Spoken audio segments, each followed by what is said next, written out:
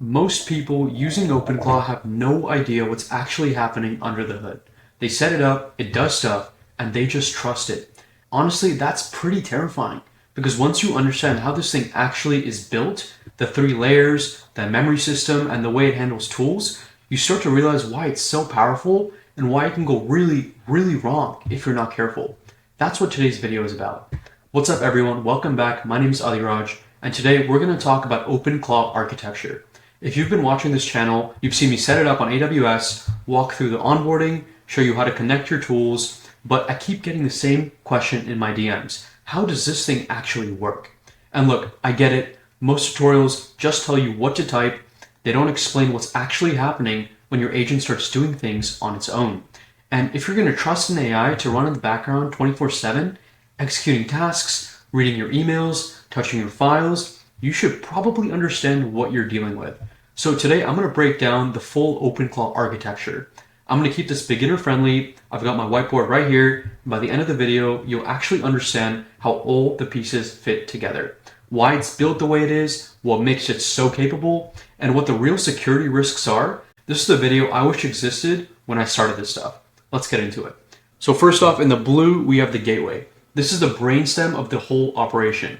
Everything goes through here. The gateway is a piece of software built mainly in TypeScript that runs as a background process on your machine or server. It's what keeps OpenClaw alive and listening 24/7. So here's what it actually does. It's going to manage your sessions, it's going to route messages, it's going to connect the outside world, which is your Telegram, your Slack, your WhatsApp, to your AI engine. And it's going to keep track of everything happening inside the system. You want to think of the gateway like an air traffic controller. Your messages come in from different channels. Maybe you message it on Telegram while you're out, or you're typing directly in the web UI at your desk, and the gateway is what makes sure that every message goes to the right place. The gateway runs on specific ports. These are basically doors on your computer that it listens through. The main one is 18789. If you remember setting that up when we did the AWS tutorial, that's why. So it's like the front door. It matters for security, and I'll come back to that. But the bottom line on the gateway is that it's always running, it's always listening, and it's the thing that makes OpenClaw feel alive. Without it, you just have a regular AI that you'd have to manually chat with. So the reasoning layer is basically the interface between the gateway and the AI model that you've connected, whether that's Claude, GPT-4, DeepSeek, whatever you chose during setup. So here's what it does, right? When you or a scheduled task triggers the agent to do something, the reasoning layer is going to pull together all the relevant context and your memory files, your configuration, the current request. It's going to package up all that information and then send it to the AI model. The model is going to think, and then the reasoning layer is what takes that response and figures out what to do with it. And this is where OpenClaw gets interesting, because OpenClaw uses something called the React loop. That stands for reasoning and acting. And that's what separates a passive chatbot from an autonomous agent. So this is the loop, the think, decide, and act loop.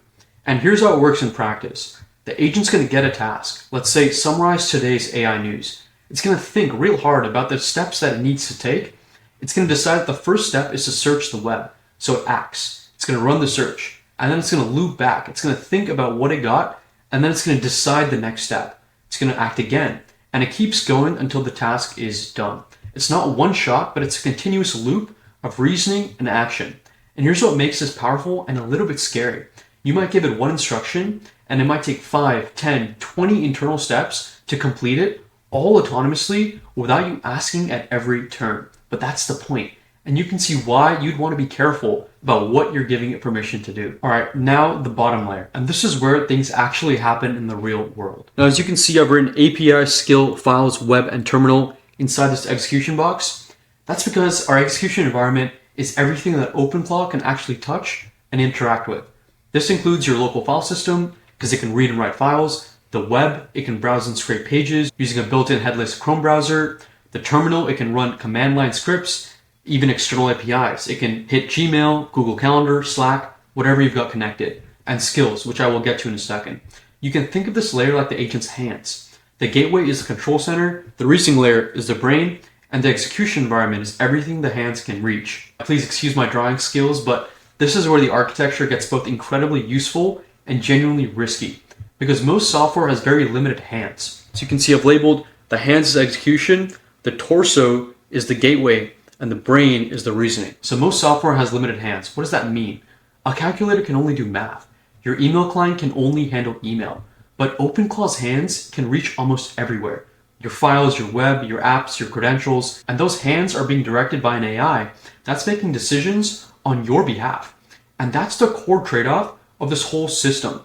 Maximum capability, that means maximum surface area for things to go wrong. Okay, so I want to zoom in on one part of the execution environment because it's really important. And that's skills. Skills are basically plugins. These are modular packages that give OpenClaw new abilities. Now, out of the box, OpenClaw can do a decent amount, but if you want to, say, manage Docker containers or schedule your smart home or pull data from Google, you install a skill for that. It's like an app store, but for your AI agent's capabilities. These skills live inside a public registry called ClawHub, and as of early 2026, there's over 5,000 community-built skills in there. Now, here's the thing I really want you to understand. Installing a skill isn't like installing an app on your phone, even though I've drawn it like it. Apps on your phone are sandboxed, meaning they can't touch other apps or your core systems without permission. A skill in OpenClaw runs with the same level of trust as the agent itself, which means if you install a skill that has bad code in it, whether it's intentional or accidental, it has access to everything that OpenClaw has access to. In January and February of 2026, researchers found over 400 malicious skills that had been published to ClawHub. These were disguised as crypto trading tools and workflow helpers, and people installed them. And these skills delivered malware directly to their machines. Literally zero hacking required, it was just a fake skill. So I need you to understand how exposed the system truly is if you're not careful. Now, I'll talk about how to protect yourself at the end, but I want you to understand why this is risky first, because the architecture makes it inevitable if you're not paying attention. Okay, so memory. This is the part of OpenClaw's architecture that genuinely surprised me when I dug into it. And it's the reason this tool is fundamentally different from everything else out there. So every AI tool you've ever used has the same limitation. The moment you close the window, it's going to forget about you. You start a new chat, you're a stranger again. That's how they all work because they're stateless, meaning no memory between sessions. OpenClaw does something radically different. It stores everything in plain markdown files on your hard drive. These are real files you can open with any text editor and read yourself. This is called a file-first memory architecture, and it's a big deal. So let me show you the key files over here. OpenClaw actually runs on a set of plain text configuration files. It's not a complex database or compiled code, it's just markdown files. So first off, we have the memory. This is the running log of everything that's learned and stored. Then we have the soul. This is the persona, so this is how it talks, its tone, its limits. Then we have the agents file, right? And this determines and defines the core instructions for how the agent behaves. After that, we're going to have tools. And this lists every tool and API the agent is allowed to use. Before every single task the agent runs, all of these files get loaded into the context. That's why it knows who you are, and that's why it remembers what you told it 3 weeks ago. It's going to read it from this file. And this is absolutely brilliant because it also means that those files are incredibly sensitive. If someone gets into those files and changes them, they change the agent's behavior permanently until you notice. Okay, so quick but important concept we're about to go over. This is genuinely clever engineering. AI models have a hard limit on how much text they can process at once. This is called the context window. You can think of it like short-term memory, so the model can only hold so much at a time. In a long-running agent session, the conversation keeps growing. Eventually, you hit a limit. And so what happens then? Most AI tools just start forgetting the oldest stuff, which means you lose important context. OpenClaw solves this with something called the pre-compaction flush. When the session gets too full, and there's a precise mathematical formula for exactly when, the system automatically pauses, reviews the entire conversation, extracts everything important, and writes the permanent memory files on disk. Then it clears the conversation and it keeps going. So you never lose the important stuff. The agent keeps its full context across days, weeks, and months. It's like having an assistant that automatically takes the notes whenever their notepad gets full. It's a really elegant solution. But, and I can't stress this enough, this mechanism also creates some serious security problems. If someone manages to sneak malicious instructions into your agent's conversation, maybe hidden in a document it's summarizing, or buried in a message forwarded through WhatsApp, there's a real chance the agent will treat that as important information and write it to the permanent memory files during the next flush, right? Then weeks later, when you ask it to do something completely unrelated, it's going to pull that old memory back in, and now it's executing instructions that were secretly planted by an attacker. And that's what security researchers call a delayed prompt injection attack. And it's uniquely dangerous because OpenClaw's memory system is specifically designed to be persistent. Alright, so real talk, right? OpenClaw is powerful, like genuinely powerful. I use it, I love it, and I'm not trying to scare you off of it. But I also think the people selling you on this tool don't spend enough time actually explaining the risks. So let me give you 3 simple mental models that I use.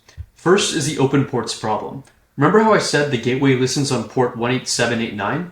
If you configure that incorrectly, and it's pretty easy to do, that port is visible to the whole internet. Security researchers found between 30,000 and 42,000 OpenClaw instances exposed publicly.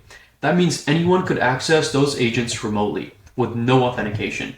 So the fix is to always make sure that your gateway is bound to 127.0.0.1. That's your local machine only, not 0.0.0.0, which opens it to the world.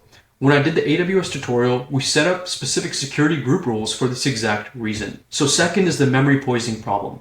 I just explained this. The persistent memory that makes OpenClaw so useful is also the thing that makes it possible to hide malicious instructions that last forever.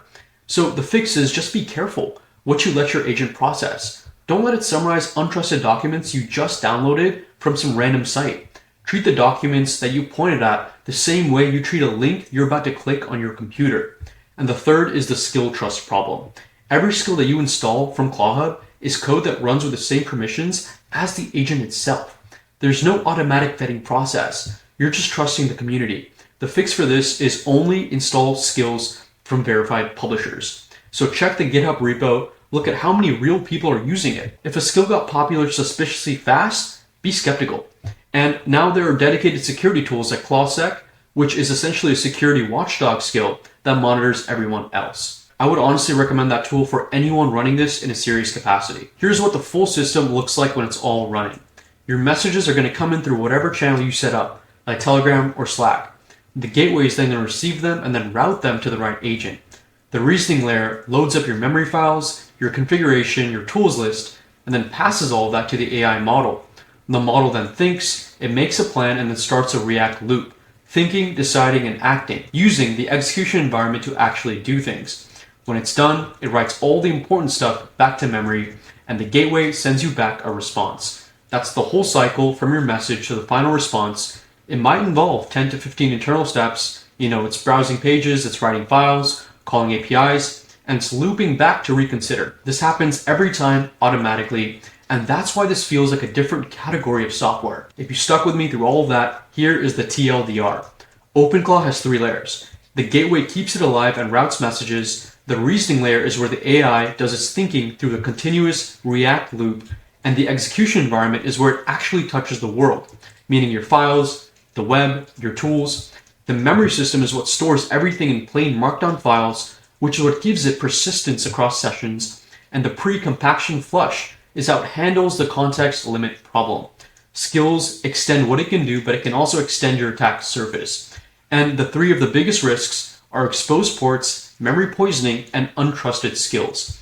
Understanding this architecture isn't just academic, it's what separates people who use this tool confidently from people who are unknowingly running an exposed, misconfigured agent on their machine right now. If you want me to go deeper on any of these topics, the security hardening stuff, how to evaluate skills, or how the memory system works in practice, drop it in the comments and I'll make a video on it.